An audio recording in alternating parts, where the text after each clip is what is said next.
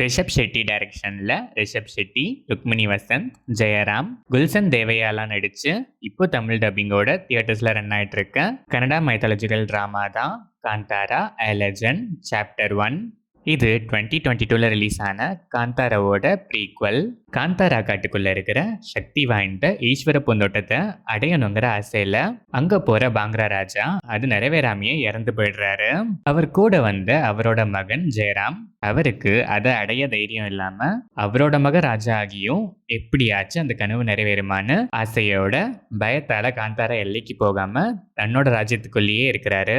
இவங்கள மாதிரியே இன்னொரு கூட்டமும் அந்த ஈஸ்வர பூந்தோட்டத்தோட சக்தியை உணர்ந்து அதை அடையணும்னு ஆசைப்படுறாங்க. இதெல்லாம் தாண்டி அவங்களோட எல்லைக்குள்ளேயே நிம்மதியா வாழ்ந்துட்டு வர காந்தாரா மக்களோட எல்லைக்குள்ள பாங்கரா அரசன் அத்துமீறி வர, அதனால காந்தாரா மக்களும் அவங்களோட எல்லையை உடைச்சு பாங்கரா நாட்டுக்குள்ள வர, அதுக்கப்புறம் நடக்கிற மைத்தாலஜிக்கல் வார் ஈவெண்ட்ஸ் தான் காந்தாரா Chapter 1. இந்த படத்தோட run time 2 hours and 48 minutes. 2022ல ரிலீஸ் ஆன காந்தாரா எங்க முடிஞ்சதோ அதே இடத்துல தான் இந்த படம் கண்டினியூ ஆகுது. காணாம போன ரிஷப் ஷெட்டியோட பையன் முன்னோர்களோட வரலாறு தெரிஞ்சுக்கணும்னு சொல்ற புராண கதையா தான் இந்த ஸ்டோரியை போர்ட்ரே பண்ணிருக்காங்க. அதனால ஒரு பிளாஷ்பேக் ப்ரீக்வல் மாதிரி தான் இந்த ஸ்டோரி டிராவல் ஆக ஸ்டார்ட் ஆகுது. ஃபர்ஸ்ட் ஹாஃப் பொறுத்த வரைக்கும் அங்கங்க சில லேக்ஸ் அண்ட் ஸ்ட்ரெச்சஸ் இருந்தாலும் ஹியூமர் நிறைய இடங்கள்ல நல்லாவே ஒர்க் ஆச்சு. ஸ்க்ரீன் பிளே ஃபேர்லி என்கேஜிங்காகவே இருந்துச்சு. சில இடங்கள்ல மட்டும் கொஞ்சம் லென்த்தி ஃபீல் கொடுத்துச்சு. First of most of fun angle தான் டிராவல் ஆச்சு. டுவர்ட்ஸ் இன்டர்வல் பிளாக், ஆக்ஷன் பிளாக்லாம் செம்ம கிரிப்பிங்காகவே இருந்துச்சு. சாலிடான ஒரு இன்டர்வல் பிளாக். செகண்ட் ஆஃப் இன்னும் நல்லாவே ஸ்க்ரீன் பிளே என்கேஜிங்காக இருந்துச்சு. ரிஷப் ஷெட்டியோட divine transformation peak goose bumps. Towards climax last 30 minutesலாம் அல்டிமேட் எக்ஸ்பீரியன்ஸ். காந்தாரா Chapter 2க்கான லீடுமே இருக்கு. ரிஷப் ஷெட்டி டைரக்டரா ரைட்டிங்லையும் ஆக்டரா பெர்ஃபார்மன்ஸ்லையும் அல்டிமேட்டா ஸ்கோர் பண்ணியிருக்காரு.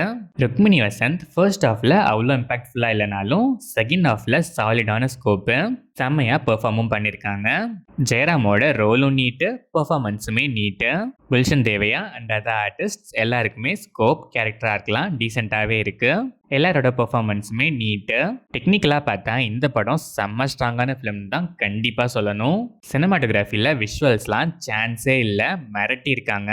விஎஃப்எக்ஸுமே அல்டிமேட்டு, ஒரு விஷுவல் ட்ரீட்டாகவே இருந்துச்சு. Grandeur making. கிளைமேக்ஸ் 30 minutes வார் போர்ஷன்ஸ்லாம் பீக் சினிமேட்டிக் எக்ஸ்பீரியன்ஸ். சாங்ஸ்லாம் நல்லாவே இருந்துச்சு. பேக்ரவுண்ட் ஸ்கோர் செம்ம, நிறைய சீன்ஸை நல்லாவே எலிவேட் பண்ணியிருக்கு. டிவைன் போர்ஷன்ஸ்லாம் அல்டிமேட்டாகவே இருந்துச்சு. ஆக்ஷன் பிளாக்ஸ்லாம் செம்ம ட்ரீட்டு.